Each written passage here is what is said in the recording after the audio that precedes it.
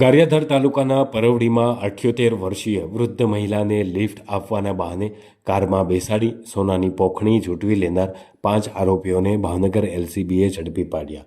ગઈ 3 ઓગસ્ટે સુરનગર ગામના બાયાબેન પરમાર પરવડી બેંકમાંથી પરત ફરી રહ્યા હતા ત્યારે સુરનગર જવાનું કહી અને સફેદ કારે તેમને લિફ્ટ આપી હતી. કારમાં ડ્રાઈવર અને મહિલા સહિત કુલ 6 લોકો સવાર હતા.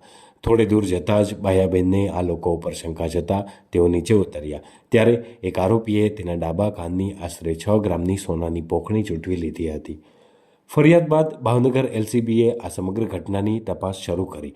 અંતે ગઈકાલે ભાવનગર પરવડી રોડ પર રતનવાવ પાટિયા નજીક બાતમીના આધારે સફેદ સ્વિફ્ટ કારને રોકી અને મહિલા સહિત 5 શખ્સોને ઝડપી લીધા.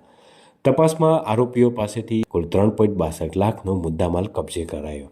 એલસીબીની પૂછપરછમાં આ ટોળકીએ પરવડી ઉપરાંત રાજસ્થાનમાં પણ વૃદ્ધ મહિલાઓ પાસેથી સોનાના દાગીના ચૂંટવ્યા હોવાની કબૂલાત સામે આવી છે. પકડાયેલ તમામ આરોપીઓને હાલ ગારિયાધાર પોલીસને સોંપી અને વધુ તપાસ હાથ ધરવામાં આવી રહી છે. ભાવનગર એલસીબીના પીઆઈ મયુરધ્વજસિંહ સરવૈયાના માર્ગદર્શન હેઠળ પીએસઆઈ એઆઈ વાઢેર તથા એલસીબીના સ્ટાફે ગણતરીના દિવસોમાં જ આ પ્રકારનો ગંભીર ચોરીના ગુનાનો ભેદ ઉકેલી નાખ્યો છે.